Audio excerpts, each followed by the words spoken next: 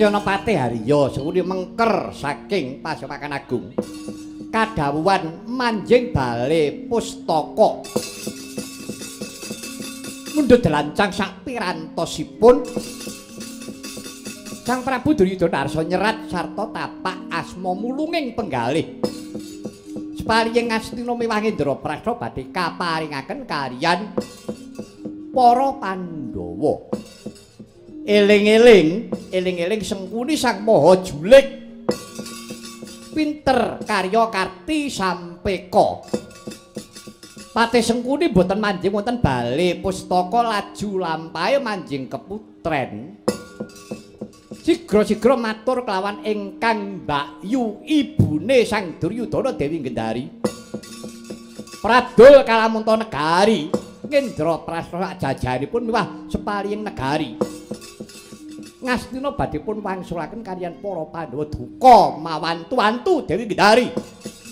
Petrek-petrek jerit-jerit sarwi cincing saking Mardika Putren.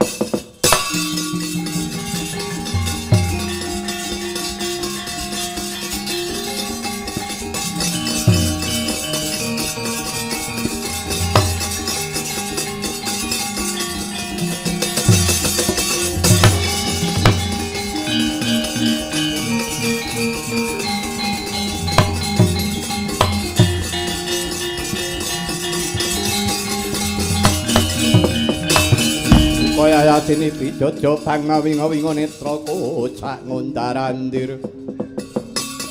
Tanani rombranang pindho kembang ora waridan. Batuk-batuk. Duryudana. Wonten timbalan iki ngadhawuh Kanjeng Ibu. Apa bener yen to bakal ngulungake separo ning negara Ngastina dalasan Ngendra Prasna sak wewengkone. Marang para Pandhawa lumantar Ratu Dwarawati Prabu Sri Bathara Kresna. Ya ngono apa piye? Tobat Duryudana. Kowe kuwi ratu-ratu ning Kurawa. Ratu Ngastina, Ratu Gong Binathara. Kok dadi atimu kok malah wingkos kaya mengkono ta Duryudana? Karepmu ki kepiye kok dadi kowe ora gelem nggondheni kamukten negara Ngastina? Bangetan temen anggonmu ora duweni jiwa senopati. Jire getih wedi mati kowe Duryudana. Iya. Yen ta pancen mengkono kowe ora manut karo ibumu. Aku ora iso goleke kamukten. Wis kamukten kepenak. Kok dadan mbok mulungake loko-loko kaya karepmu kepiye Duryudana. Kok kebangetan temen kowe ora duweni adek-adek. Ora duweni jati diri. Yen pancen negara Ngendra Prasna lan separone negara jero bakal mbok wenehake kelawan para Pandhawa. Wong ibumu kepengin bakal sara nyawa suduk salira seksenana Duryudana. Kanjeng Ibu.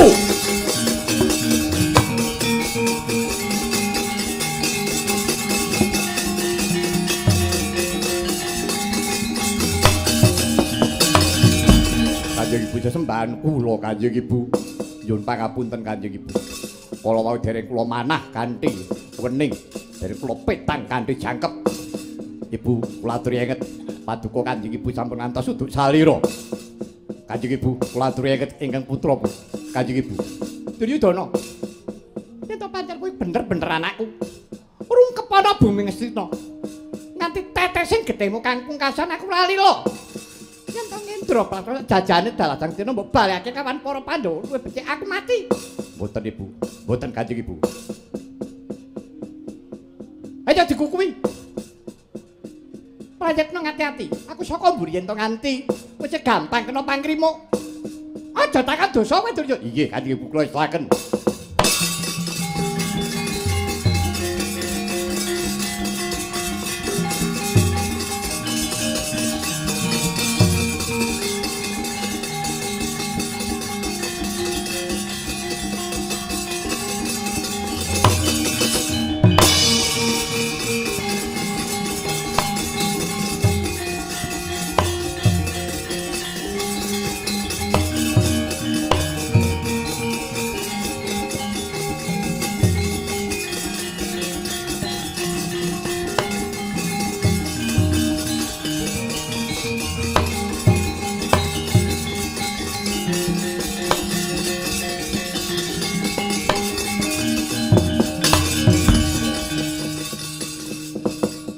badung dawuh Yayi. Kados pundi keparingipun Yayi Prabu Ngastina pun kakang tumunten daya-daya nyuwun dawuh. Nyuwun nawala kekancingan saking paduka Yayi Prabu. Nawala kekancingan apa niku? Lho. Kala wau Yayi Prabu rak sampun kersa badhe mangsulaken sepalihipun negari Ngastina miwah ngendra prasta sak jajanipun. Samangke kula jabel. Kula menang jabel menapa ingkang sampun kula ucapaken. Kula menika Narendra ingkang nyepeng panguwaos negari Ngastina. Dinten menika kula kukuwi ngantos tetesing getih kula kang pungkasan. Mboten badhe kula wangsulaken sepalipun negari Ngastina miwah ngendra prasta sak jajanipun. Sampeyan mang bali. Sampeyan wong pinter ketok bodho dina niki. Sampeyan gelem dadi kongkonane Pandhawa. Wong blusukan turut ngalas. Sampeyan mang bali. Mangkandha kalih para Pandhawa Ngastina kula kukuwi. Ngastina kula kukuwi sak ngendra prasta sak jajane. Sampeyan mang bali. Kula mboten buta kalih tembung sampeyan.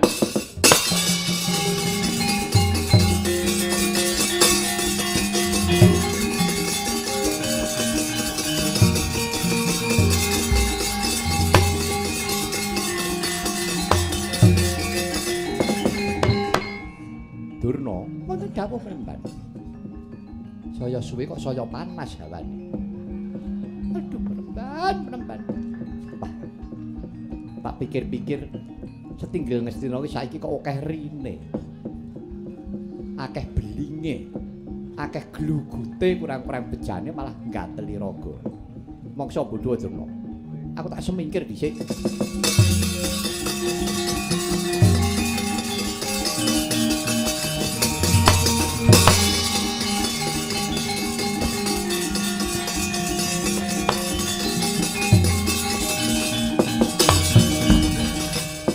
Bapak Durna, kula wonten dawuh nggih. Kula menika daya-daya badhe wangsul. Namung kemawon kula menika kepengin badhe pamit kemawon kok mboten saged. Lha mboten sak pamit mawon sing gadah griya pun tilem. Lah badhe menapa? Kula nyuwun pamit kaliyan panjenengan kemawon Bapak. Kula niki nggih dayoh lho, nggih. Kula menika nggih tamu kok pripun to niku? Pun boten sisa pamit kemawon. Nanipun anak Prabu menapa nggih? Badhe supe to kaya watak wantunipun ingkang rayi Prabu Duryudana nggih kaya ngoten niku. Nggih ngatos-atos lho nggih, ngatos-atos. Kula badhe mire sawetawis.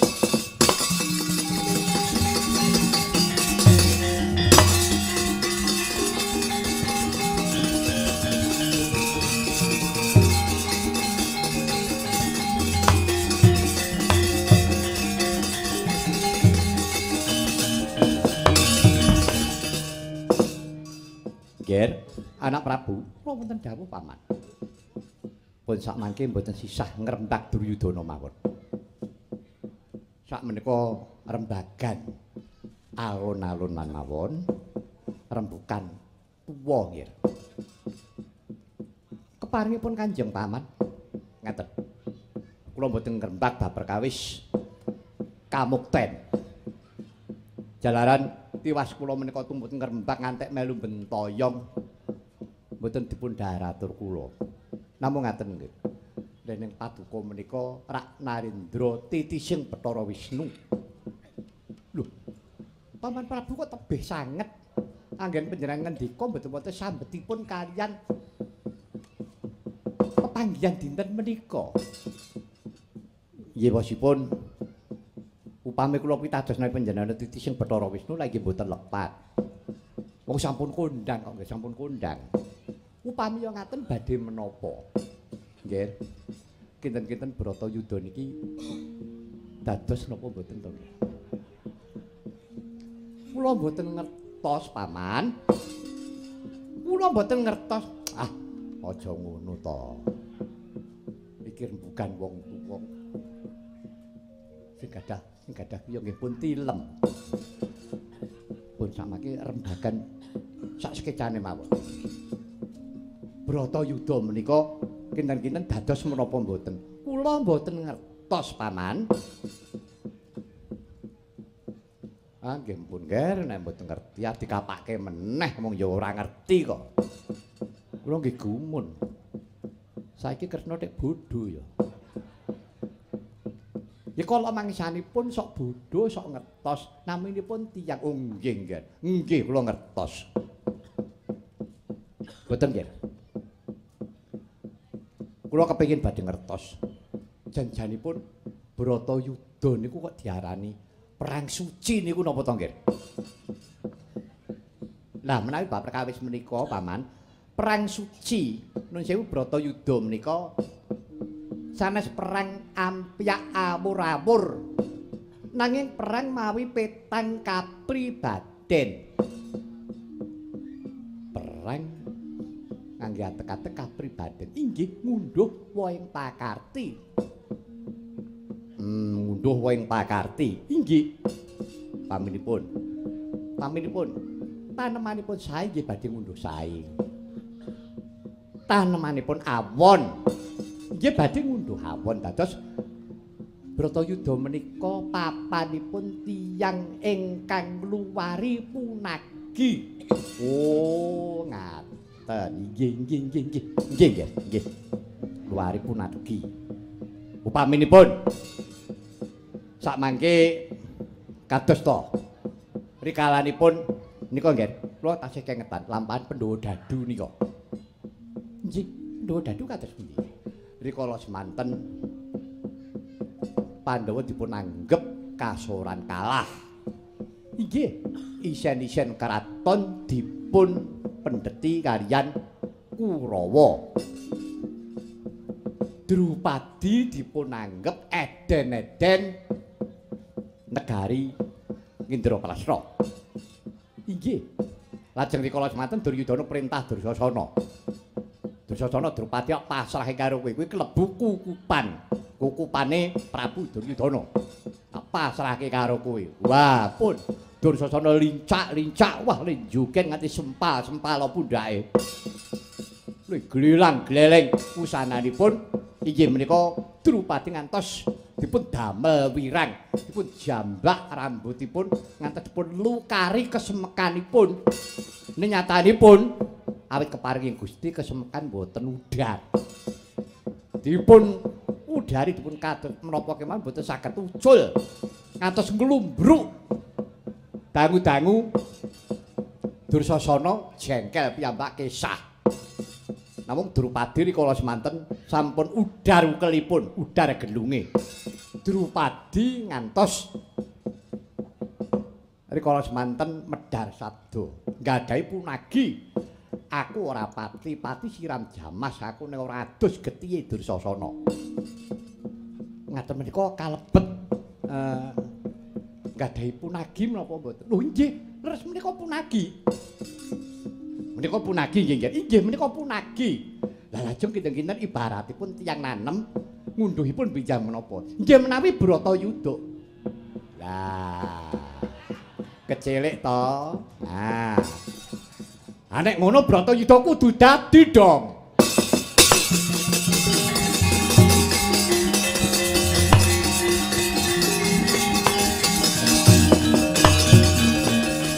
Ajeng mengko teng pundi sampeyan? Pinter panjenengan to. Ning nggon akal sing kathah kula nggih. Kula niku ngapusi maratuwa niku pun suwe. Dados pripun mawon kula niki ngertos. Weh lah kedrawasan tenan aku. Nggih, Paman. Bratayuda dados narak ngaten. Kinten-kinten ingkang menang badhenipun sinten? Ingkang menang ingkang boten ingkang kawon. Ingkang boten kawon menika menang. Sing menang sing lha nggih menawa mesine. Aja ngono ah. Saestu nggih. Kula menika kepengin ngertos. Paman, menanipun Paman Prabu menika priksa awon sae. Nggih ngertos. Menawi lelampahaning Pandhawa Kurawa menika ingkang sae. Ingkang sae menika Pandhawa, ingkang lepat ingkang awon menika Kurawa. Kula aturi menggalih piyambak. Aduh, Ger.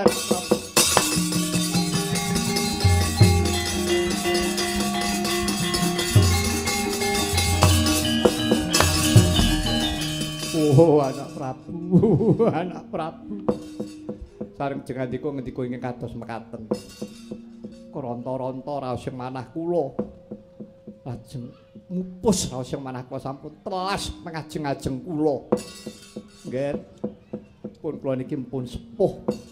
Mongko ingkang kula jaga-jagaaken anak-anak kula mrujut saking ngembanan. Kados Burisrawa, kados Rukmarata, sampun kempal kaliyan Kurawa sampun boten wonten ingkang kula jagaaken. Niki ngaten nggih, kula nyuwun titip dhumateng pun anak Prabu. Menapa paman? Saestu nggih. Kula nyuwun titip pulunan kula kembar.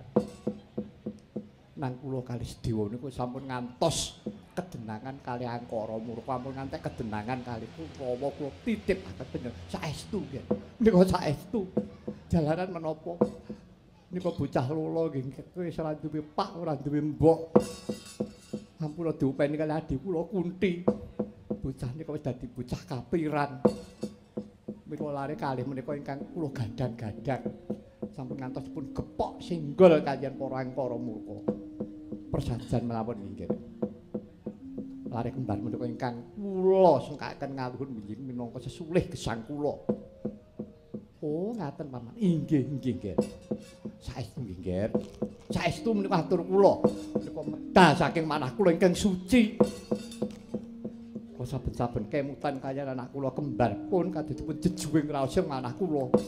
Oh, nggih paman. Ampun waspatos sing penggalih. Mangke cekap wonten kula nggih. Ingkang atos-atos nggih. Ingkang atos-atos. Dinten menika negari ngetira mboten baen-baen. Anak Prabu rak piyambakan. Ingkang atos-atos lho nggih.